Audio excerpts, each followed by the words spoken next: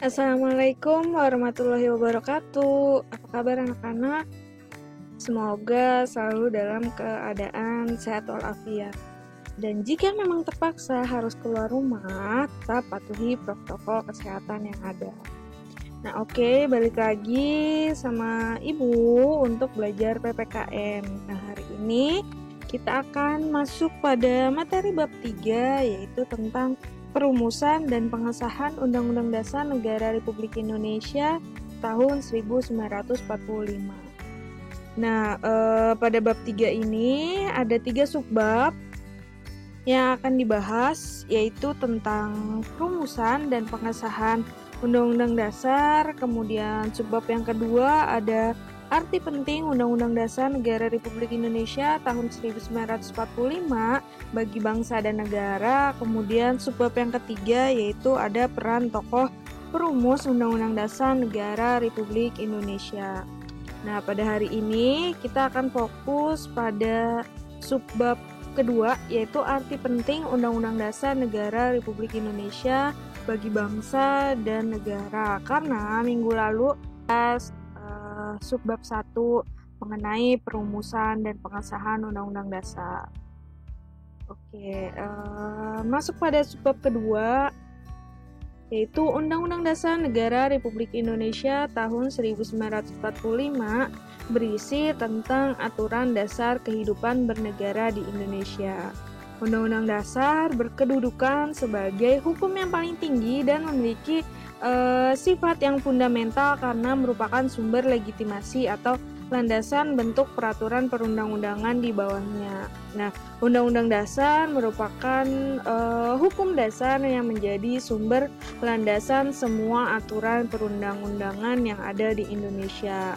Nah, Undang-Undang Dasar disahkan oleh negara, yaitu oleh Panitia Persiapan Kemerdekaan Indonesia pada 18 Agustus 1945. Nah, ini seperti pada pembahasan minggu lalu. Oke, selanjutnya yaitu sebagai warga negara Indonesia, kita harus patuh terhadap ketentuan yang ada dalam Undang-Undang Dasar Negara Republik Indonesia tahun 1945. Undang-Undang Dasar Negara Republik Indonesia tahun 1945 memiliki peranan penting memberikan hak-hak seluruh warga negara dan berbagai lapisan masyarakat tanpa membedakan masyarakat yang satu dengan masyarakat lainnya. Maka dari itu penting untuk kita semua sebagai masyarakat Indonesia agar mengerti dan memahami Undang-Undang Dasar kemudian dapat mematuhinya. Selanjutnya, Konstitusi Indonesia sama dengan Undang-Undang Dasar Negara Republik Indonesia tahun 1945.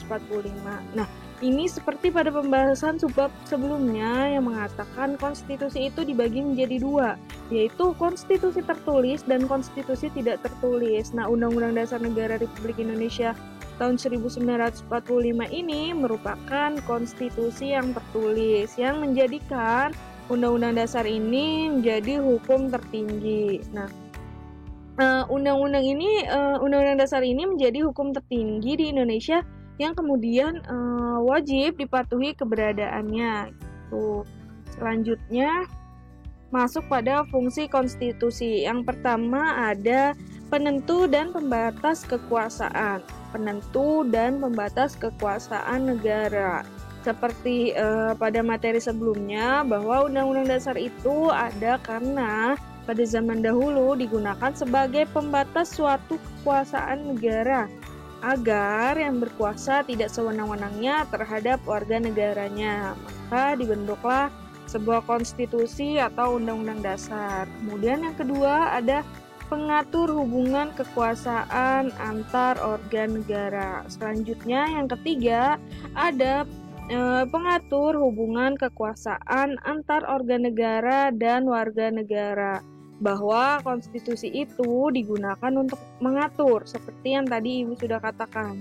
Apa yang diatur? Nah, yang diatur adalah kekuasaan organ negara atau yang berkuasa dan warga negara. Kemudian yang keempat ada sumber legitimasi terhadap kekuasaan negara atau kegiatan penyelenggaraan negara. Selanjutnya yang kelima ada penyalur atau pengalih kewenangan dari sumber kekuasaan yang asli atau rakyat kepada organ negara. Kemudian yang keenam ada simbolik sebagai pemersatu. Yang ketujuh ada simbolik sebagai rujukan identitas dan keagungan bangsa. Kemudian yang ke-8 simbolik sebagai pusat upacara. Yang ke-9 sebagai sarana pengendali masyarakat. Kemudian yang ke-10 ada sarana perekayasaan dan pembaruan masyarakat. Setelah tadi fungsi, kemudian sekarang masuk pada pembukaan Undang-Undang Dasar. Nah, ada makna yang terkandung dalam Undang-Undang Dasar Negara Republik Indonesia yang harus kita ketahui atau yang harus diketahui, terutama pada bagian pembukaan. Nah, bagian pembukaan Undang-Undang Dasar Negara Republik Indonesia tahun 1945 itu sendiri terdiri dari 4 alinea yang memiliki makna tertentu. Nah, melalui pembukaan Undang-Undang Dasar 1945, masyarakat Indonesia bisa menemukan falsafah, pedoman, dasar-dasar kebangsaan dan kenegaraan, serta bagaimana kepribadian bangsa itu. Nah, pembukaan Undang-Undang Dasar memiliki peranan penting karena terdapat makna tersendiri yang telah lama dicita-citakan oleh tokoh perumus Pancasila bangsa kita gitu. Jadi dari alinea 1 sampai alinea 4 mengandung makna tersendiri dan berbeda-beda. Nah, apa saja sih makna yang terkandung dalam tiap alinea itu? Oke, berikut penjelasannya mengenai makna alinea pembukaan Undang-Undang Dasar, yaitu alinea pertama. Nah, alinea pertama ini berbunyi bahwa kemerdekaan itu ialah hak segala bangsa, dan oleh sebab itu maka penjajahan di atas dunia harus dihapuskan karena tidak sesuai dengan peri kemanusiaan dan peri keadilan. Nah, makna pembukaan Undang-Undang Dasar 1945 alinea pertama ini menjelaskan arti penting suatu kemerdekaan. Pada alinea pertama ini menjelaskan tentang arti penting suatu kemerdekaan dan keteguhan dari bangsa Indonesia dalam membela kemerdekaan melawan penjajah dahulu. Kemudian makna alinea yang kedua. Nah, alinea yang kedua ini berbunyi dan pergerakan kemerdekaan Indonesia telah sampailah kepada saat yang berbahagia dengan selamat sentosa mengantarkan seluruh rakyat Indonesia ke depan pintu gerbang kemerdekaan negara Indonesia yang bersatu, berdaulat, adil dan makmur. Makna pembukaan Undang-Undang Dasar 1945 alinea kedua ini menjelaskan arti penting cita-cita bangsa Indonesia bahwa persatuan, kedaulatan, keadilan, dan kemakmuran merupakan hal yang perlu diwujudkan gitu. Kemerdekaan bukanlah akhir dari perjuangan bangsa Indonesia, tetapi harus diisi dengan mewujudkan negara Indonesia yang merdeka. Kemudian selanjutnya ada makna pembukaan Undang-Undang Dasar 1945 alinea ketiga yang berbunyi atas berkat rahmat Allah yang Maha Kuasa dan dengan didorongkan oleh keinginan luhur supaya berkehidupan kebangsaan yang bebas, maka rakyat Indonesia dengan ini menyatakan kemerdekaannya. Nah, pada alinea ketiga ini menjelaskan pernyataan kemerdekaan bangsa Indonesia. Nah, pada alinea ketiga berisi motivasi spiritual yang luhur,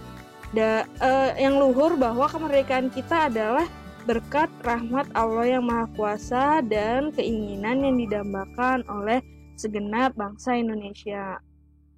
Kemudian masuk pada alinea keempat yang berbunyi, kemudian daripada itu untuk membentuk suatu pemerintahan negara Indonesia dan untuk memajukan kesejahteraan umum, mencerdaskan kehidupan bangsa, dan ikut melaksanakan ketertiban dunia yang berdasarkan kemerdekaan, perdamaian abadi, dan keadilan sosial, maka disusunlah kemerdekaan kebangsaan Indonesia yang terbentuk dalam suatu susunan negara Republik Indonesia yang berkedaulatan rakyat dengan berdasarkan kepada ketuhanan yang Maha Esa, kemanusiaan yang adil dan beradab, persatuan Indonesia, kerakyatan yang dipimpin oleh hikmat kebijaksanaan dalam permusyawaratan perwakilan. Nah, makna alinea ini, negara Indonesia yang merdeka harus dapat melindungi segenap bangsa Indonesia dan seluruh tumpah darah Indonesia, kemudian memajukan kesejahteraan umum, mencerdaskan kehidupan bangsa, dan ikut melaksanakan ketertiban dunia yang berdasarkan kemerdekaan, perdamaian abadi, dan keadilan sosial. Pada alinea keempat ini terkandung fungsi sekaligus tujuan dari negara Indonesia. Oke, sekian materi pada hari ini. Wassalamualaikum warahmatullahi wabarakatuh.